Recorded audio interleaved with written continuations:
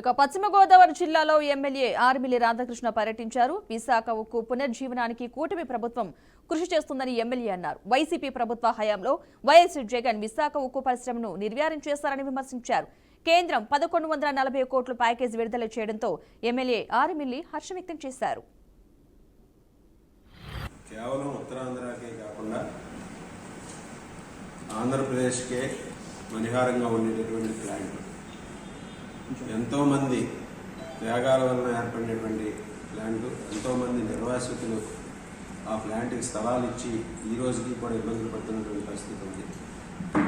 అటువంటి ఉక్కు కర్మాగారాన్ని వైఎస్ఆర్ కాంగ్రెస్ పార్టీ ప్రభుత్వ హయాంలో పూర్తిగా నిర్వీర్యం చేసే విధంగా ఆ ప్లాంట్ని మూసివేయాలనే తలంపుతో, ప్రైవేటీకరణ చేయాలని, అమ్మేయాలనే తలంపుతో ఆ రోజు జగన్మోహన్ రెడ్డి గారు చేసినటువంటి ప్రయత్నాలు ఈ రాష్ట్ర ప్రజలందరికీ కూడా తెలుసు. ఆ రోజు పూర్తి మెజారిటీ ఉన్నప్పటికీ కూడా పార్లమెంట్లో అత్యధికమైనటువంటి సీట్లు ఇస్తే నాకు కేంద్రం మెడలు వంచుదని చెప్పినటువంటి జగన్మోహన్ రెడ్డి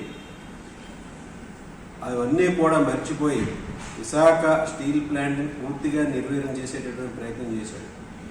ఆ రోజు 3 రాజధానులు అని చెప్పి విశాఖ స్టీల్ ప్లాంట్కు ఉన్నటువంటి 7,000 ఎకరాలని కూడా ఆ ప్లాంట్ తీసేస్తే రాజధాని నిర్మాణం చేయొచ్చని మాట్లాడినటువంటి వ్యక్తి జగన్మోహన్ రెడ్డి.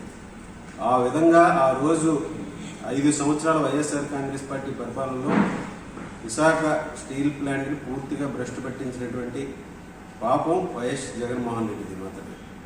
ఈరోజు అటువంటి పరిస్థితి నుంచి ఈరోజు పూర్తి స్థాయిలో ఈరోజు ఎన్డీఏ కూటమి ప్రభుత్వం వచ్చిన తర్వాత చంద్రబాబు నాయుడు గారు, పవన్ కళ్యాణ్ గారు, పురంధరేశ్వరి గారు, అదేవిధంగా ఉక్కు శాఖ మంత్రి కుమారస్వామి గారు, మన జిల్లాకు చెందినటువంటి మన నర్సాపురం పార్లమెంట్ సభ్యులు, అదేవిధంగా ఉక్కు శాఖ సహాయ మంత్రి వర్మ గారు, వీరందరి కృషి వలన ఈరోజు చంద్రబాబు నాయుడు గారి సారథ్యంలో మరలా స్టీల్ ప్లాంట్ని పునర్జీవం చేసే విధంగా ప్రత్యేకమైనటువంటి ప్యాకేజీని సాధించుకోవడం జరిగింది.